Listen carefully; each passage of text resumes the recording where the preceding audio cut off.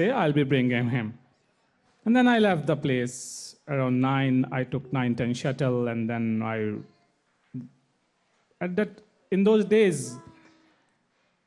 as a father of my kids, my only concern was what we are eating in our pre-dawn meal as sahur, and what will my kids have for their breakfast, for their school. With those thoughts, I was moving towards my apartment. Then everything changed. By 9:20 or 9:25, when I reached my apartment, I saw this something strange. An oldish black car was not driving in a perfect way. I stopped. It was as if it was trying to hit me. I stopped for some time. I said, man, what is this guy doing? And then again, I just moved. Those seconds were moving very slow at that moment. That was only 50 meters. And then all of a sudden, when I was about to turn towards my building gate, this car, which was driving dangerously till now, someone blocked me, opened the gate on me, and I saw a guy masked jumped out of this car, and then he said, "Are you brother?" I was shocked. I mean, this guy who was driving so badly, how he knows my name? He was masked. He was not wearing any kind of uniform, no badges, nothing. He looked like a proper militia guy. How he knows my name? I was like petrified at that moment. All I could say was, yeah. He said, "You are under arrest." I said, what is he saying?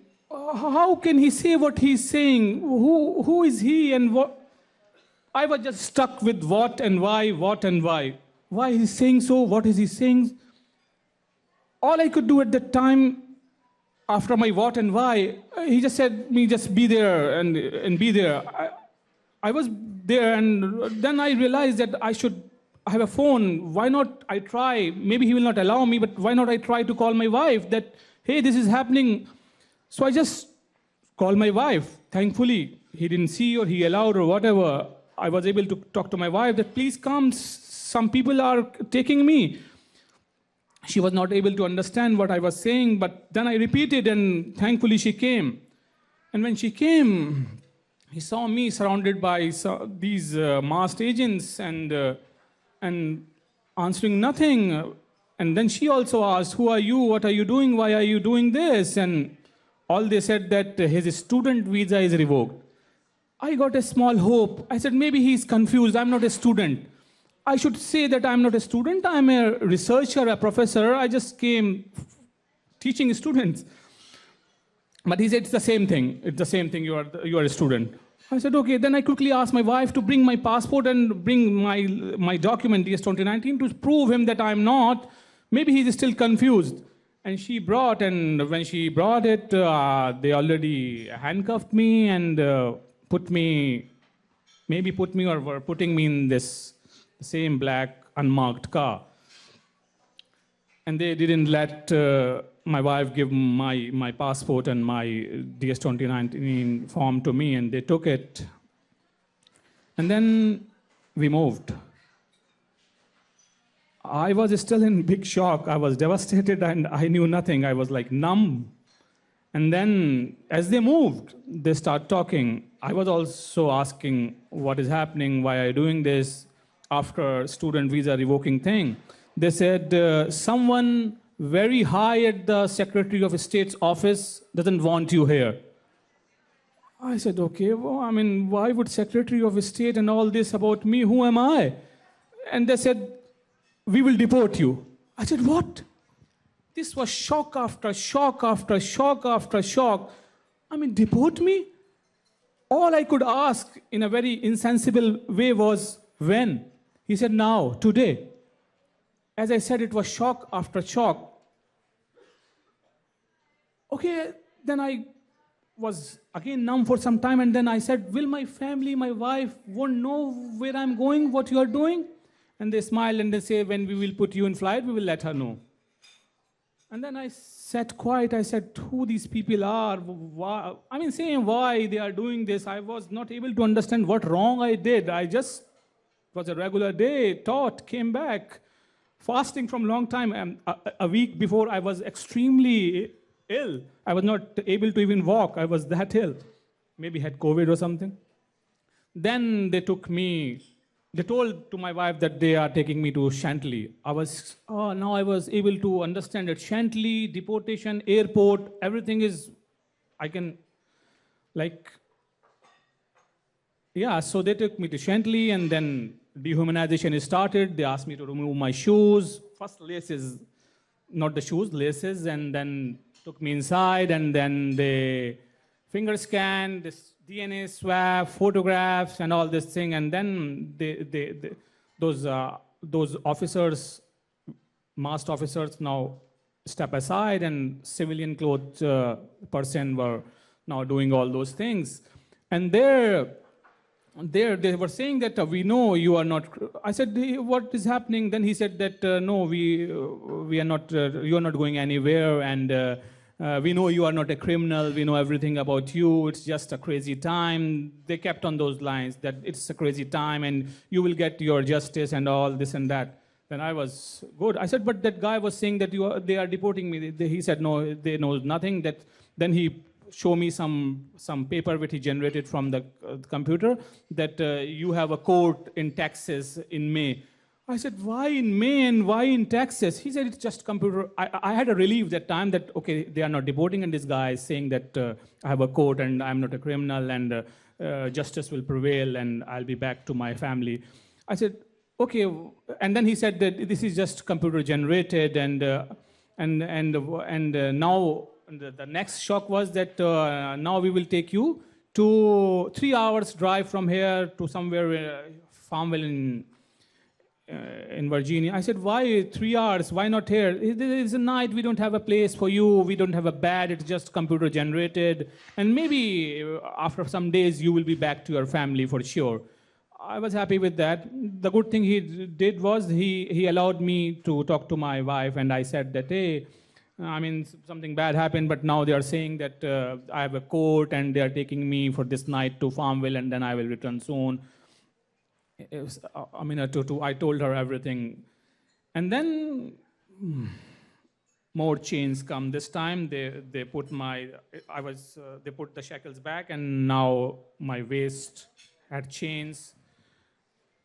Not leg this time, until now. Then they took me to this place in Farmville, and I'm claustrophobic. They put me in a very small car, and for the first time in my life, I was now shackled and chained and was in a very small car, and I don't know what was happening and why was it happening. So, but we moved. It was a very tough journey. And then we reached Farmville, and then another shock. The moment we entered inside, there were like cells. There were people like in chains, and now, yeah, they just put me in a cell by myself. And sorry you guys are eating, but I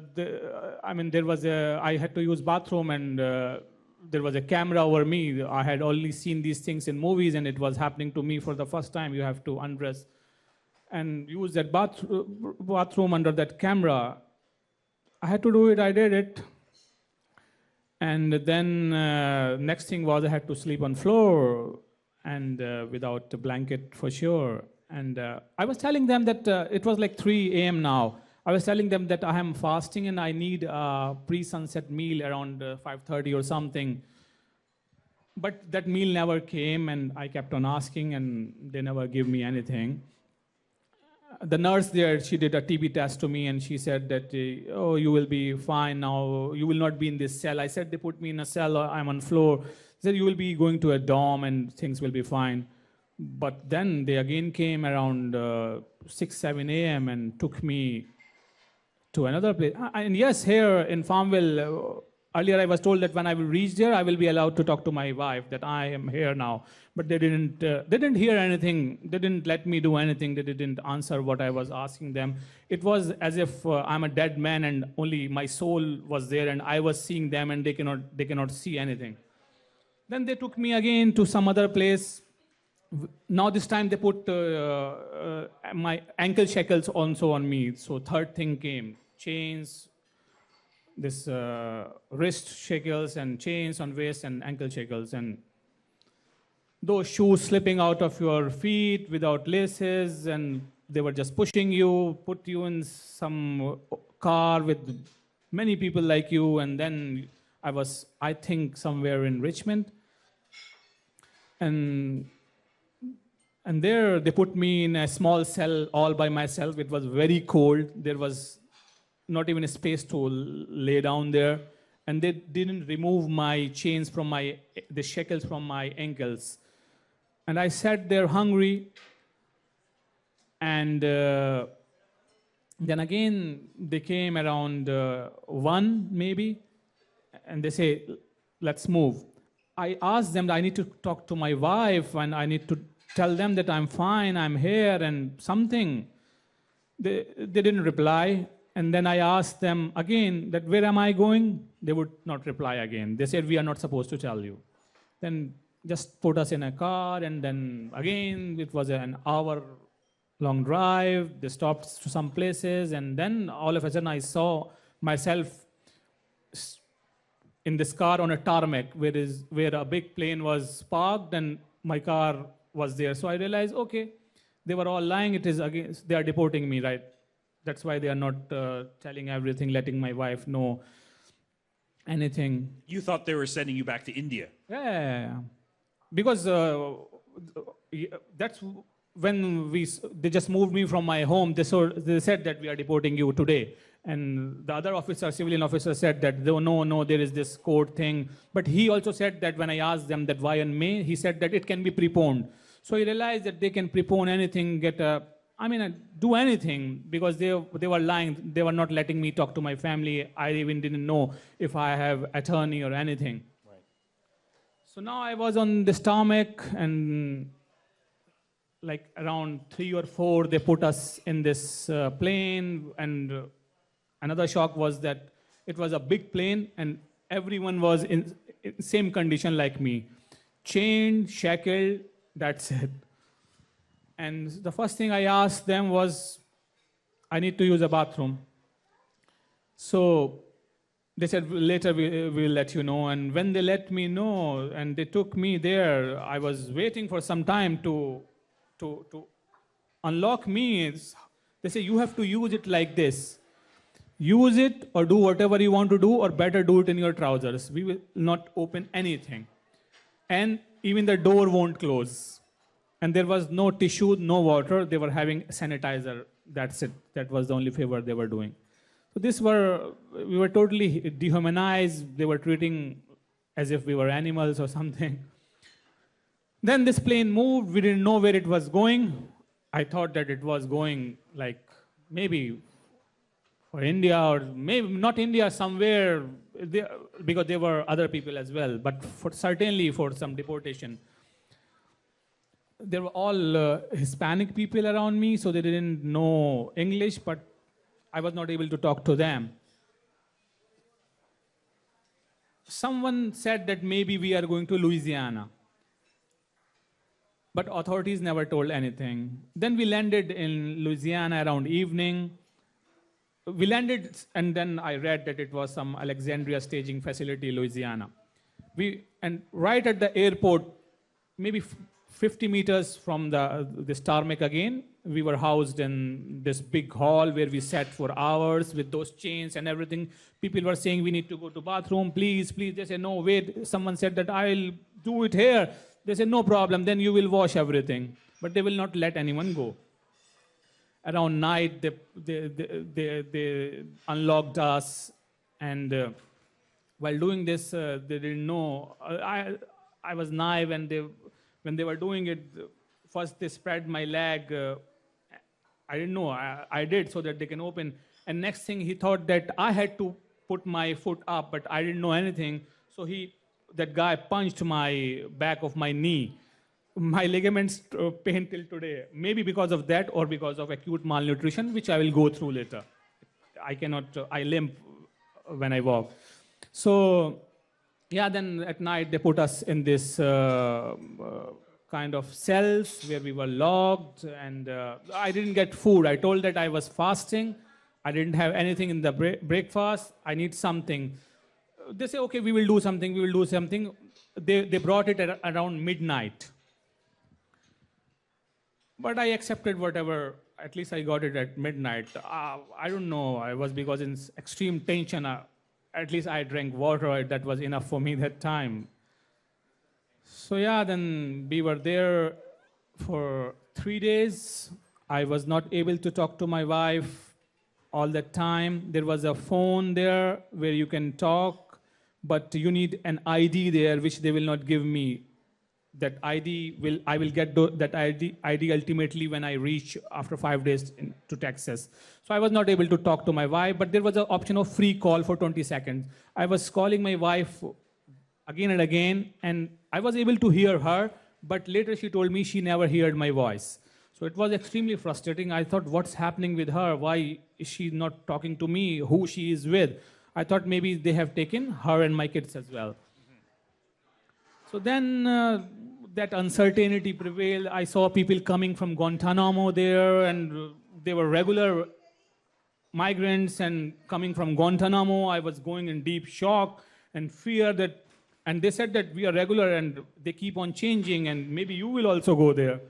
So that was extremely frustrated. That was extremely terrifying. Somehow I passed the days. One of the day, maybe on third day, an attorney called me. I didn't know him that time, and I was scared. I'm talking to? And later, I realized that he was my attorney, and he is my attorney, Hassan Ahmed. And till that time, even they didn't know what will happen. They moved to the courts for sure, but nothing had happened till that time. Then after 3 days, on 20th, they moved me from Louisiana on 21st. But on 20th night, 2 guys came from some other detention center, and they were going to New York. And then a lady came and told me that you two and me are going to New York. Then we realized that those people told me that they are going to New York and from there to their home, which authorities have told them. So I again realized that, okay, it's the same deportation thing. They are sending me to India now finally. And because we were at the super deportation facility, this Alexandria staging facility is right at the airport. The security officer later told me, and as he was shocked to know who am I, and he Googled and all, and he was shocked that why I was there, and he said that this is a super deportation facility. In a week, they have deported like 28 flights from that facility. So now I was thinking I'm going to being deported and going to New York. But next morning, the lady came to me and said, no, you are going to Texas, and only those 2 guys will go to New York. I said, maybe they will do something to me from Texas. Then by noon, a bus came and took me to Texas. Again, I told them that let these people know I'm going to Texas, that I'm fasting because it's around 2 or 3 p.m., we will be reaching there around 8 p.m. It will be around sunset. I would need a meal. They told him, but when we reached there, I was again put in a cell for 6-7 hours, and I kept on asking them whenever I have eye contact with those people, I would do like this, but they will ignore. And the first meal, 2 slices and 2 bread slices and a cheese and an apple, they gave me around midnight. And that place where I was sitting was used as a bathroom. It was stinking, and I asked them that please let me sit out or let me eat out, but they ignored. And like that was a dehumanizing experience that I didn't want to eat, but I was hungry and I had certain gastric issues that if I don't eat at proper time, and I will have gastric pain. So I ate, but I hid down a bit, said that nobody see me, and I don't know why I did that. I ate that thing, and I was there from 8 p.m. and I was there till 3 a.m. And then at 3 a.m. they put me in my this pod where I will be for next 7 weeks, I think. And when they put me in that pod, I don't know. First, I was seeing that there were different kind of uniforms, and there was yellow, blue, there was orange, and then red. When I was in cell, I liked the red one. I thought I should get this red one. This looks good because yellow and orange were not good, and blue was I didn't like it. I got red. So but later I would come to know what red means. It is for highest security, most dangerous people. And when they put me again in that red security pod, I was shocked the moment the guard opened the door, and first foot I put in, I put it back because the inmates start shouting that how many people. It was super overcrowded. I can see at least dozen plus people sleeping on floor. They said, how many people will you bring in? There is no space here, this and that, but they won't care. They just pushed me in. I even said, when they started shouting, I said, please take me some other place because this regular pod thing was happening for the first time to me after 5 days. Otherwise, I was all by myself. But they pushed me and gone. Then people started asking me, hey, you are in red, what you have done? I said, you all are red. They said, we are felons, we are big criminals. What have you done? You tell your story. I said, no, I am just a researcher, I'm a teacher. They said, no, man, you are a teacher, you must have raped your students. So I was like extremely broken. Butter, at what point did you realize that you were arrested because of Donald Trump's crackdown on students and faculty because of their speech on Gaza, that you were like Mahmoud Khalil and these other students? When did you get clarity that you were caught up in the same story as Mahmoud Khalil and others for exercising your free speech rights? When did that picture become clear to you in this process? Frankly speaking, I can say never ever. I knew about Mahmoud Khalil's case, and I knew he was a student leader. I knew when they arrested him, and I followed the media, I knew that he was a student leader who was organizing protests in Columbia University, and Trump administration before coming, they were just saying that we will take care of those who were protesting and all. So it was just from their playbook, they just took for their domestic performance, they just took Mahmoud Khalil. But I was not able to understand why they took me. Before they took me, they were attacked. Some doxing groups were attacking my wife from a month. And when they realized that she is an American citizen, they were shocked, and maybe they did a little bit of more research, and they were lucky to know that, oh, still we can punish her. She has a husband who is just on a regular visa here. And because the officer who took me, he also told me that Secretary of State and also due to some social media. And I asked him that I'm very inactive on social media. Barely I do something. Like in a year, I will do four or five times. I was not able to understand why they are doing this to me. And all I was able to understand was that they are taking me for my color, for my religion, and because I'm married to an American citizen of Palestinian origin. It was her Palestinian heritage, for that they were taking me, and for sure I am symbolic to Palestinian rights. I'm a sympathizer to Palestinian inalienable rights. So I'm sympathetic to Palestinian cause, and my wife is an American citizen of Palestinian origin. I'm a person of color, I'm Muslim. So I was able to think that these are the reasons maybe they are doing it. And because they if it was all Kafkaesque by that time, they literally disappeared me, if I can say that. I was not able to talk to my wife. I don't know if I have attorneys and all. My future attorney for sure, he called me once after a third day in Louisiana, and still we talked only for 1 minute, and I didn't know anything till that time that is he my real attorney or what. And I was seeing lies after lies, and I was seeing mockery of rule of law and due process. because I was not able to really understand that they could do this to me in United States of America. I was thinking that I heard only about these things in North Korea or Russia or somewhere in Middle East or in Africa. What was happening now here? Yeah. This was really shocking to me. So how did you spend your time in this ICE detention facility until you were released? What was your daily routine like? I know one of the things that you told me when I went to visit you was that you only had access to fresh air 2 hours every week. So that must have been tough, but could you give us sort of a sense of what your daily routine was like? When did they feed you? How did you spend your time? Some specifics about that would be of value for understanding what happened to you. So that was really an ordeal in every sense. So first, when they put me in, as I said, it was extremely overcrowded. People were there on floors. So they put me in a TV room where TV was blaring for exactly 21 hours every day.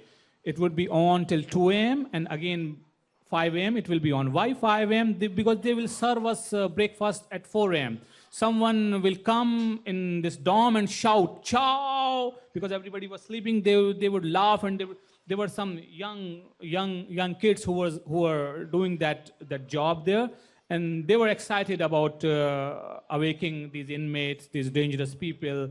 So they will just shout at 4 a.m. always before 5 a.m. At 4 a.m. at 4:30 a.m. they will shout "Chow." So breakfast will be like that, and most of the time they will take us like that to dorm. We were like 55 people. That dorm was for some 36 people, and hardly 10 people will go for breakfast because people they go to sleep late. And they will, whatever food they give us there, they give us a small milk as well.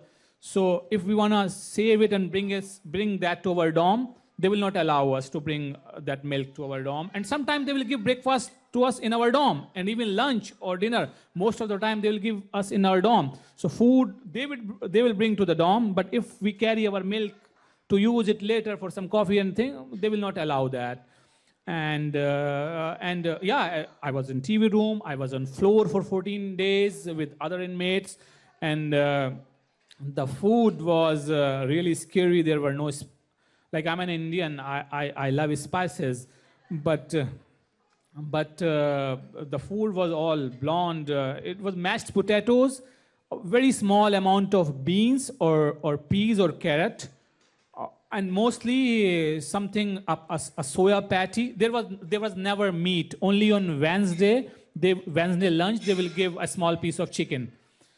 And yeah, and they were very calorie conscious, so they will give us white slices, 2 white slices, and extremely sugary a cake piece, which was in order to have a very rich carbohydrate diet so that everybody can maintain weight. And by the way, in these 7 weeks or 8 weeks, like I was in this for 59 days, I lost around I was 81 kg. When they took me, I used to check my weight every day. And when I came back and I checked my weight after 3-4 days, I was 73. So I lost around 8 kg, which is around 15-16 pounds. Why so? Because I was not, I realized after when I was eating these things that something is not good in my body. And so I asked them to check my blood and all after a month. And when they checked it, because they were also giving us processed food. So my cholesterol was 273. My triglycerides were 490. My uric acid, because my bones were paining, my uric acid was 7.5 and my vitamin D was 20. So I was in extremely bad condition, and because of that, then I stopped eating carbs, and I asked them for a heart-healthy diet. So they gave me heart-healthy diet, which was in place of white slices, they would give us same food with brown slices. So it was really mockery of everything. And then for sure, we will not go out 2 hours in a week, and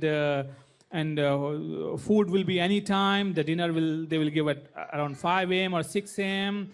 And they won't care how your health is deteriorating. If you have anything to do with your teeth, they will not check you before 6 months.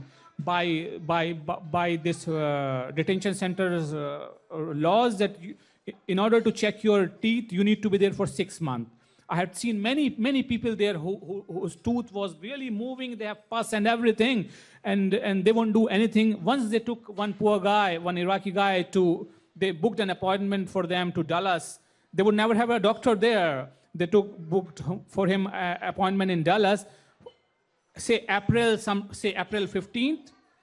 When he reached there, they said, "Oh, you came an year early. Your appointment is on April 15, 2026, but it is 2025."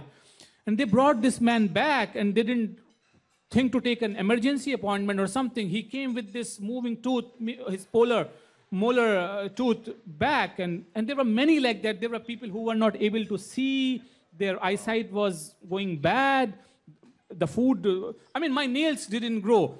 I used to trim. I remember being a Muslim, we have to do a special prayer on Friday, so I will always trim my nails on Friday. In all these 2 months, I trimmed my nails 2 times, so 1 month. So it was an extreme malnutrition by everything. That's the reason my ligaments are in very bad condition, and I told about certain blood tests we did. Yeah, and people were on their own if they are suffering. People were on their own if they are having a fist fight inside. People were on their own if they are doing whatever they were doing. Who were the other inmates? Could you tell us a bit about who these other people were in the same detention facility? What were their stories like? So first, as they were read, they should be dangerous people, but I didn't find any of them dangerous because they had their punishment in county jails, and this was, again, a deportation site. So they were all there to be either released on bond or win their case or deported ultimately. So they were mostly Hispanics, but also Asians, also Africans, and So these people, some of them were in jail for 10 years, but some of them were there just for a mere crossing a red light, or for not paying for a ticket, or for small things, very small things. There were 2 18-year-old boys there who they just arrested them the moment they turned 18 because they had they were someday driving a car when they were not 18. So these people, most of them, maybe all of them, were somehow part of this American society. As they were men, so all of them were married to American citizens. All of them had many children, all born here. And all of them were working hard, paying taxes, doing everything. And now their families are standing in queues for food stamps. So these were those people. Some people say from Southeast Asia. There was a guy from Southeast Asia. There were many. His family came to United States when he was like 5-6 years old, and he was not born in Laos. His family was fighting with American. They were supporting American army and fighting along with American army in Vietnam War. And because of that, American administration gave them asylum. So this guy, he came here as a dreamer, 5-6 years old, had the first generation issue, had some problem at his school. He went to jail for 1 or 2 years when he was 17 or something. But after that, he was all clean for 23 years. He was 43 years old now. And then all of a sudden, he was taken by ICE for something he already,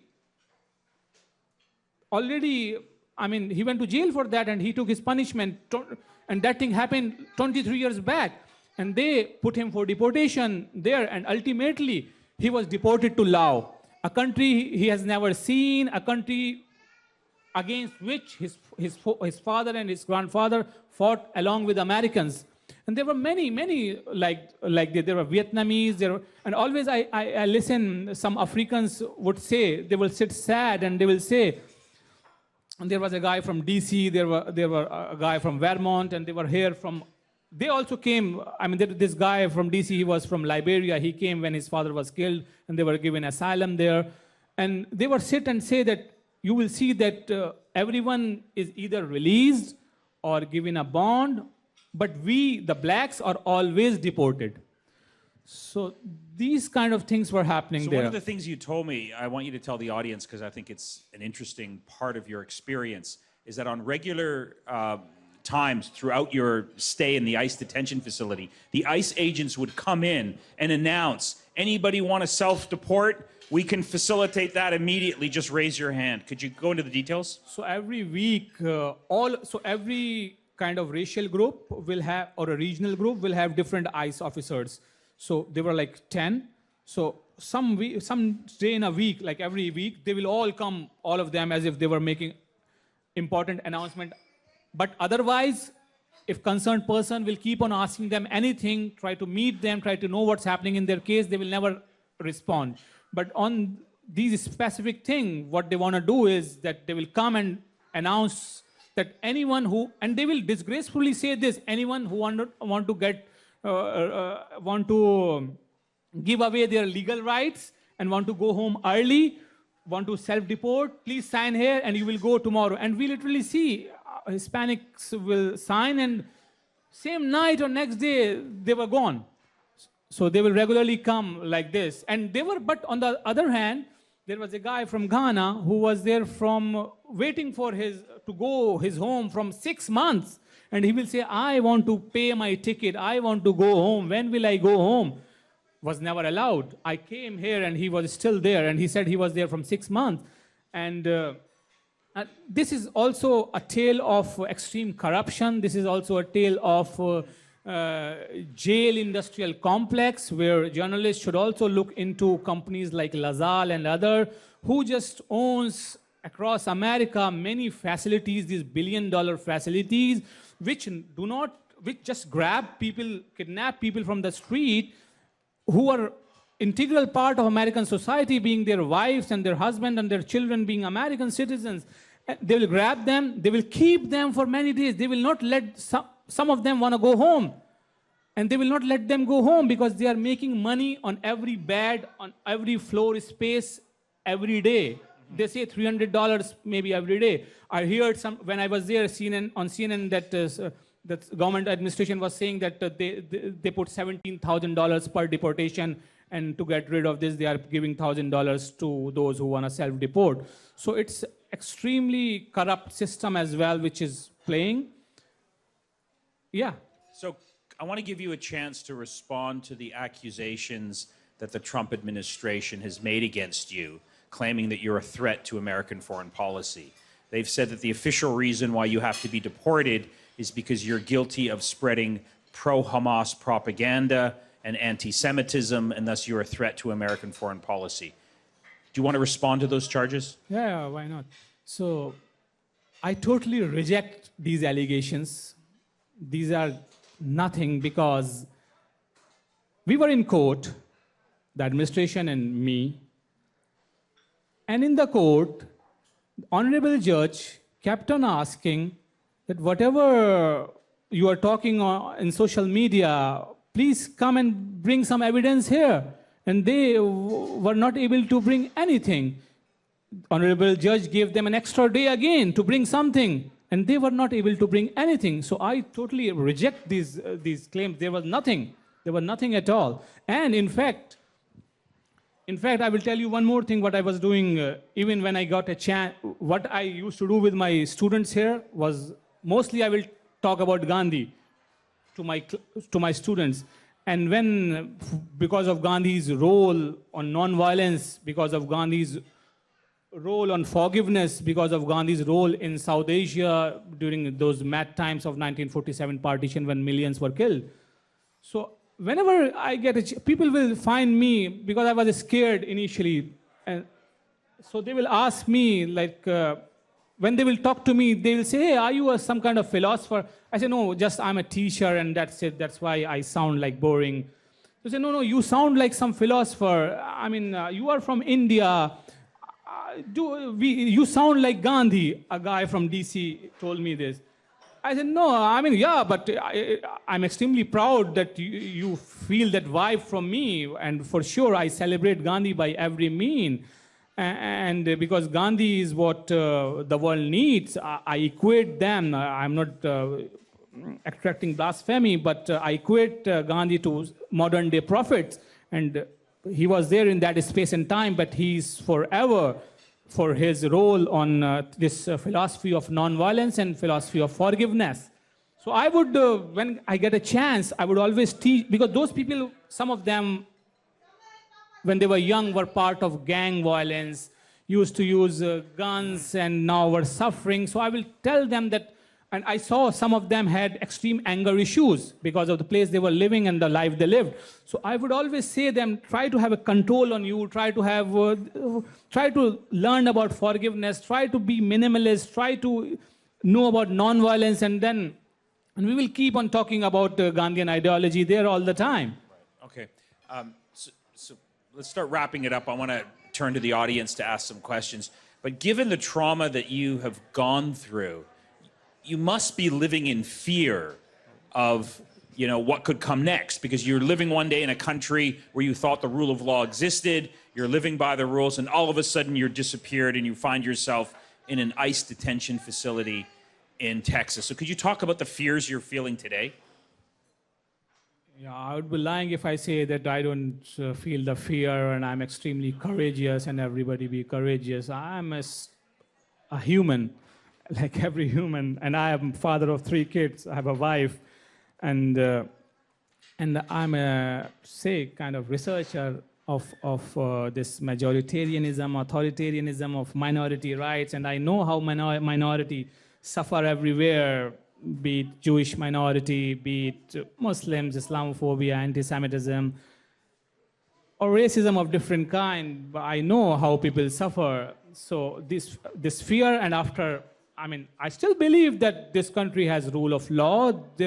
It was taken from me for some time, and because of that rule of law, because of that due process which exists, I was brought back to my community, my people, and most of the Americans stood by me, and they were shocked to know about this ordeal, about this Kafkaesque ordeal I passed through.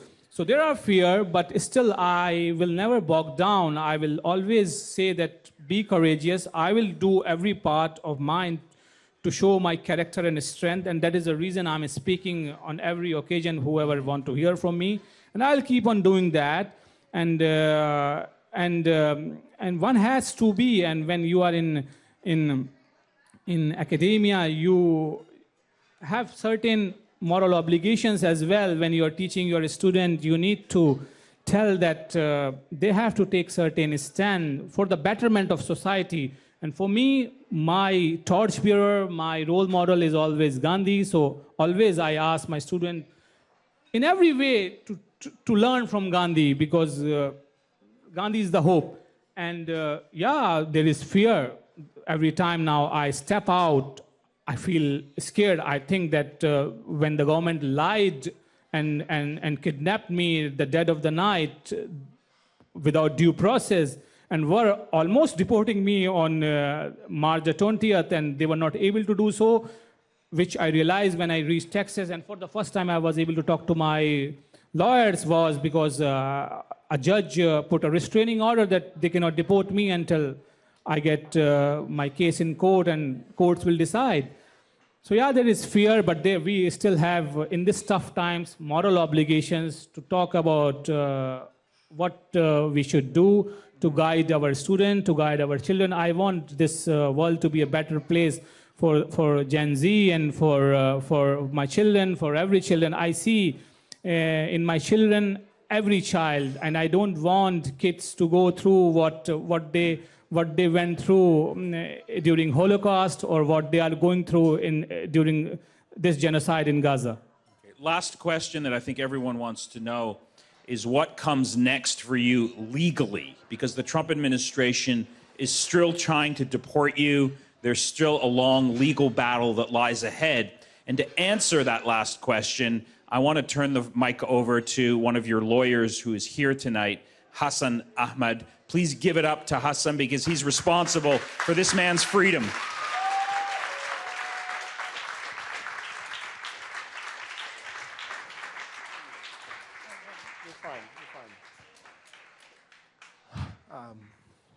Good evening, everyone. As Dr. Hashmi said, my name is Hassan Ahmed. I'm one of Badr's many attorneys, one on many team.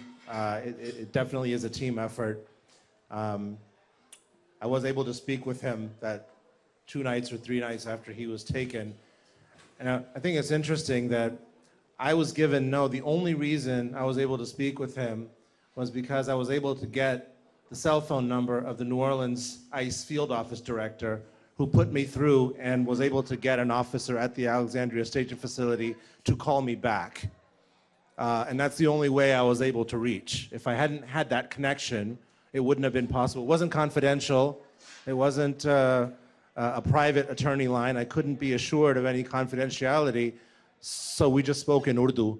That was the best we could do.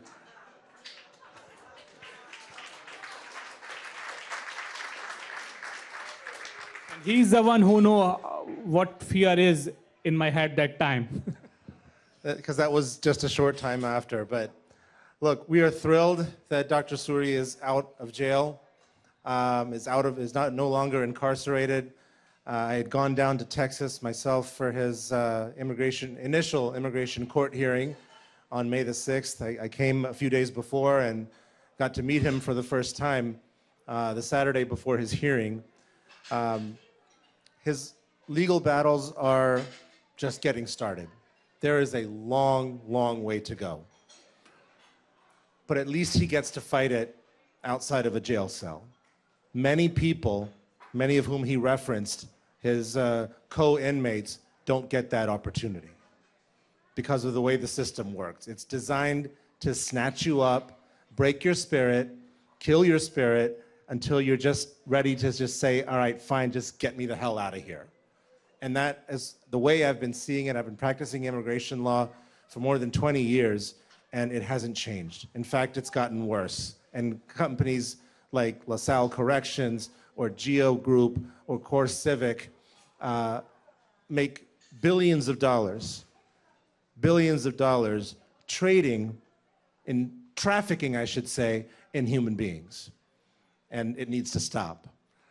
His court case, there's an ongoing series of applications that we have in federal court in the Eastern District of Virginia, but his immigration court case is ongoing.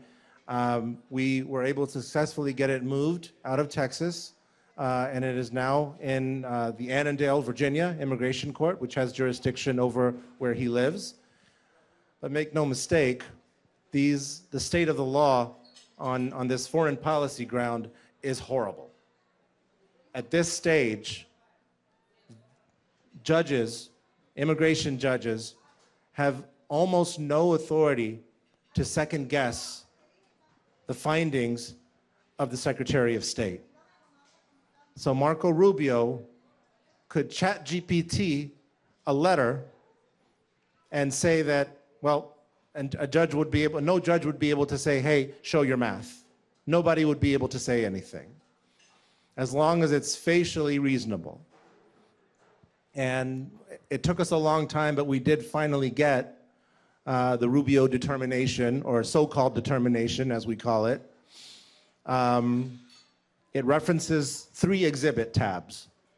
The government has yet to provide those exhibit tabs to us. It's just sort of the preface of the determination, and that's the only thing that's been given to us.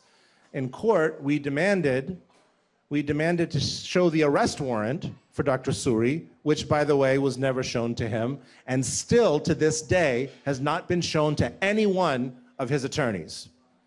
We also asked for proof that the so-called Rubio determination was issued in compliance with the law itself.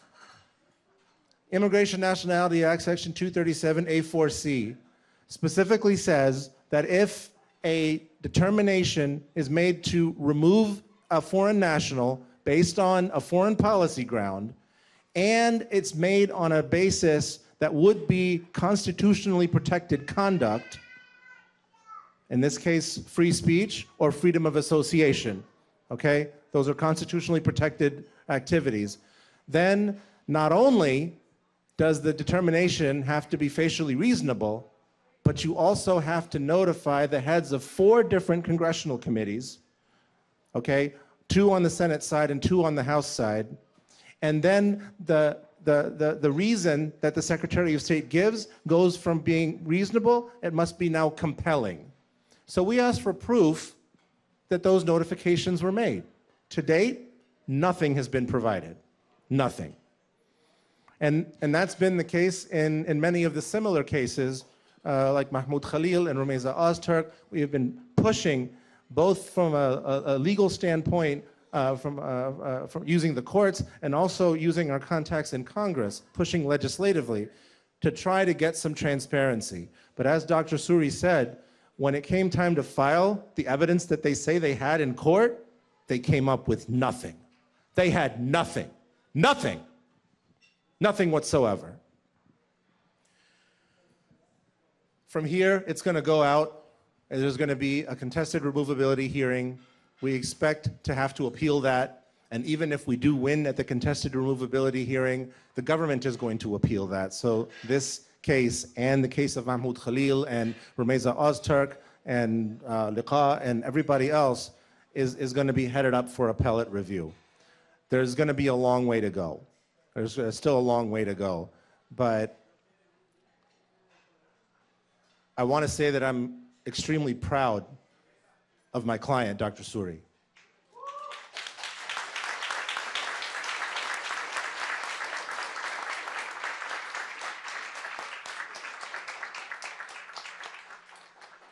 He is a living embodiment of the principles of Gandhi. He walks the walk, he doesn't just talk the talk. And it's something that he told me that I'll never forget on that Saturday that I first met him in the detention center in Alvarado, Texas. I'm translating, but he said, I was who they wanted me to be. I kept my head down, I had my nose in my books. But after they've done this to me, why should I be silent?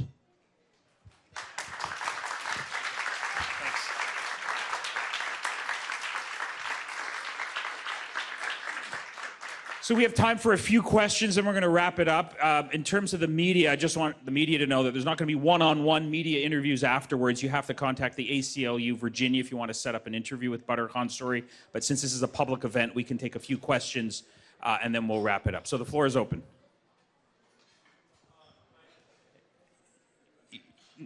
Yeah, oh, Nigar has her hand up, yeah. I'm sorry, can you Yeah, keep right your there. hand? There we Right go. there, yeah.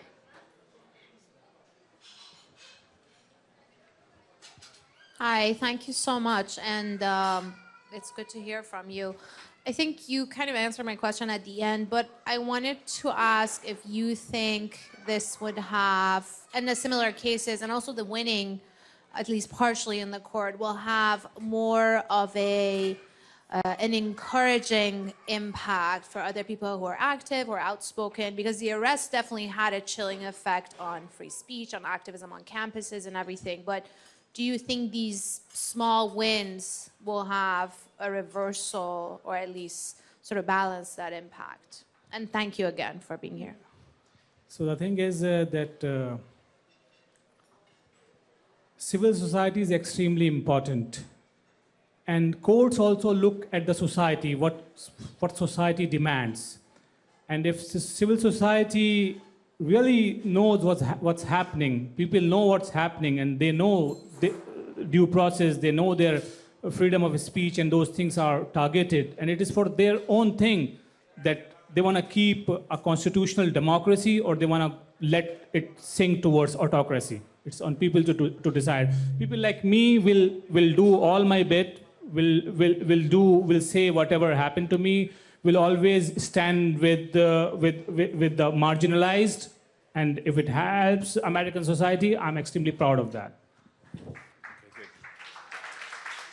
Do you ever, right here? I mean, I would say something here that, see, I come from land of Mahatma Gandhi, and Mahatma Gandhi belongs to everyone. He was preaching only love and forgiveness to people. He was shot dead. Your own Martin Luther King was preaching civil liberties and everything, and he was shot dead.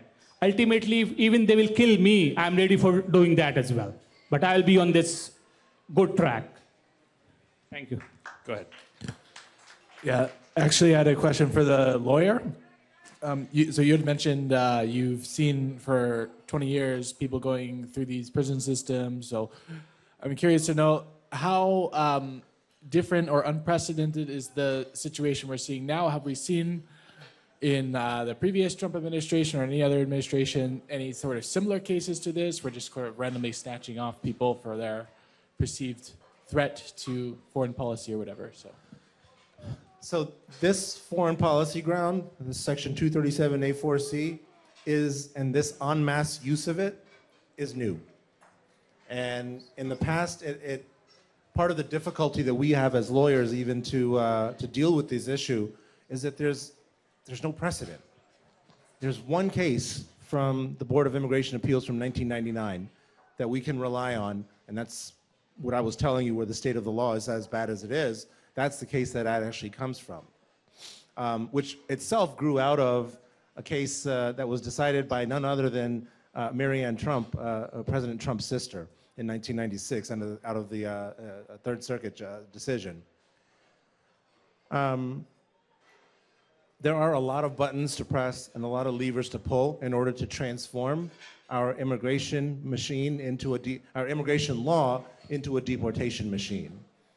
And what I've noticed this time is, whereas before it was sort of like just bringing a sledgehammer and just, breaking down everything in Trump 1.0, this time they brought a scalpel. They knew exactly where to push. They knew exactly where to pull. And it feels a lot more surgical this time. And as a due process enthusiast, it scares me and concerns me a great deal what we're seeing this time around. Okay, we have a question back here. Okay, yeah, go ahead. Behind you. Go ahead. Yeah, go ahead. Thank you. Sanjeev. Thanks, Nader. For Mr. Suri and the attorney, thank you both so much for sharing your wisdom. My question is, what would you like to see all of us doing right now? The people in this room, the networks we're a part of, both with regards to your case, other people facing the same situation, and then more broadly, what do you want us to be doing?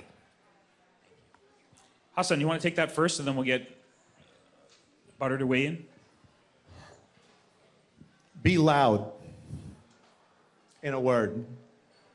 I think our elected officials need to understand that there's a cost to supporting or even remaining silent in the face of these policies. This administration has been pushing the envelope to try to see what they can get away with. And the more silent you are, the more they're going to take. I've spent 20 years, much of my practice is in removal defense and filing asylum cases, well documented, how people have to run from tyranny, how people have to run from authoritarianism. And there's one thing you realize, whether you're talking about Bukele in El Salvador, or you were talking about Bashar al-Assad in Syria, or you're even talking about Narendra Modi in Egypt, in India, they all have the same playbook. And tyranny looks the same everywhere. And when I start to see things here that remind me of things I had to document from cases from my asylum-seeking clients, that's something that we need to make sure doesn't happen. And it happens quicker than you would think. And that makes it a collective obligation on those of us. Dr. Suri is still here on a visa. He's in deportation proceedings, but yet he speaks. What excuse do you and I have? Thank you. I would say a small thing, that anarchy is what states make out of it. Similarly, societies are what people make out of it. So build your society. Let's take two more questions, and then we'll start to wrap it up. Oh, yeah, sorry, there's a question right here. Go ahead. Yeah. You mentioned a guard punched you on your knee. Did they regularly get physical with people? I don't know. This happened once to me. So I don't know. They didn't do it regularly. Normally they come with pepper spray. They normally pepper spray people because there was a solitary confinement pod in front of our pod. So regularly they will all run and bring someone with pepper spray on them. Last question. Yeah. Go ahead. Thank you so much, Dr. Suri. You've spoken about a lot of dark experiences that you had in detention. So I wonder if you could speak about any positive, not positive, but any hopeful experiences or interactions that you had in detention. Thank you. So kind of I live a dialectical life all the time. If there is a suffering, I always see something happiness. This is how we have to live. And there also, I was doing everything. If there was someone who was there was this guy, Adam, he used to build houses. So when he will make his map, I will make my map, that this is like Indian style of apartment, you can do it. There was this guy called John, he said that he was 500 pound when he was like raising voice and his wife, and he was fighting, and suddenly his daughter called police, and then his daughter said, hey, Baba, run away. I called police and they will come and take you. So they took him and he lost 300 pounds, he said, in 1 month in county jail. But I still said that don't eat sugar, try to control your weight. And once I saw him, he just had a bite of this sugar-rich cake and he threw it. I said, what are you doing? I said, you told me that not to eat sugar. So I will tell people to have better. So what I would also do, that mostly people were not English speakers. And and some of them didn't know their rights.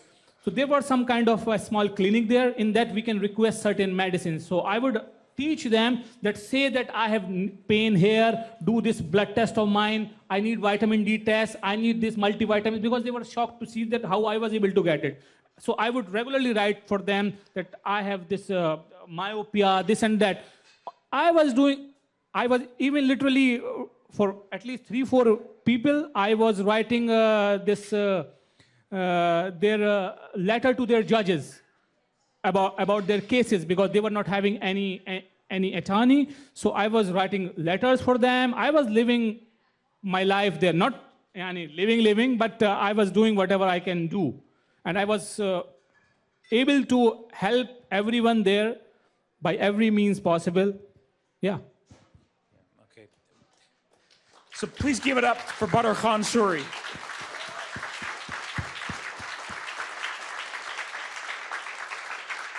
Go ahead.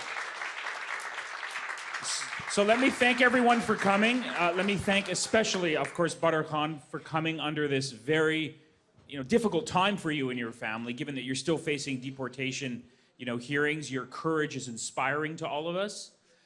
So thank you for being here and for answering these questions. I want to thank also the great people at Busboys and Poets, especially the great Andy Shalal, who wants to say some final words. Thank you very much for being here. Thank you, Dr. Suri. Thank you, Hassan. Thank you, Nada. I wanted to ask just 2 simple questions really quick, and I don't know if they've been answered already, but all of these are individual cases. They're very similar, right? You have Mahmoud Khalil, you have Ramiz Öztürk, you have Dr. Suri, of course. Are you guys combining efforts together to try to create some kind of class action thing going on? Well, I wouldn't call it a class action, but we are absolutely all in touch with each other. We're all sharing resources. We're all sharing research and doing what we can to save our resources, save our bandwidth, so that we can put our minds where it's best used. So yes, we are definitely sharing. Is it the same legal arguments in all of them? Similar. Very similar. Similar, yeah. There are certain differences because of location.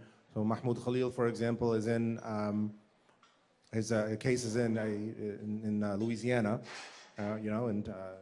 which is located in the Fifth Circuit, and we're trying different things. So we're trying different things, and each decision that comes out, and so far they've all been mostly positive, gives us a little bit more momentum. But like I said, the state of the law is so bad on this issue of, and the burden of proof for the government is, well, there is no burden of proof for the government, really. That's really what it comes down to.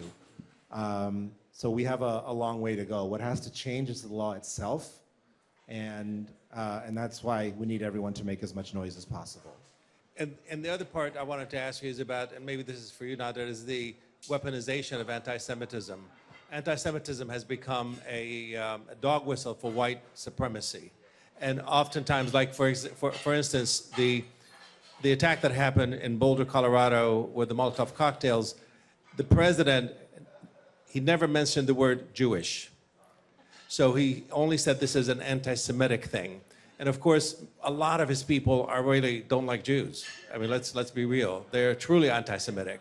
But anti-Semitic is being used as a weapon to say this is to promote anti-supremacy, and so using that kind of threshold to be able to do that. How do you deal with that? How do you deal with the idea of, sort of getting beyond that? Well, I mean, the first thing you have to do is you have to forcefully state that all of us condemn all forms of bigotry and racism, including anti-Semitism. Point number one. But I think if you say anti-Semitism, you're saying anti-white supremacy. Yeah. So I think you have to be careful than to say I condemn anti-Semitism. You say I condemn hatred against Jewish people. Right. It's not always anti-Semitism. Right. You know. Generally, it's anti-Semitism is considered to be anti-Jewish bigotry. Most people understand that. But if they don't, they should. His people don't. His people don't. Well, the irony of the Trump administration and Trump himself claiming he's arresting people like Badr Khan and Mahmoud Khalil and clamping down on universities in the name of anti-Semitism is that Trump himself is one of the biggest anti-Semites in the country. Absolutely. So if you don't like a behavior and you want to stop it, the first thing you should do is stop promoting it yourself. Right? That's Well, you have point to number one. redefine. You have to redefine anti-Semitism and how they're using it, and use it as a weapon against them. I agree. Because that's really what needs to happen. No, I totally agree. And of course, then we have the whole question of how Israel and Netanyahu are deliberately using anti-Semitism to justify this genocide. Absolutely. Completely distorting sort of what's going on here and using it as a shield to justify this, grotesque moral obscenity that's ongoing in Gaza, as everyone knows, and is getting worse. So, I think one has to be morally consistent here. One has to point out the hypocrisy and the cynical manipulation of these claims that are being used to justify these authoritarian policies. And I want to thank you, Andy, once again for giving us an opportunity at this bookstore for having these types of discussions and debates. Thank you, everyone, for coming.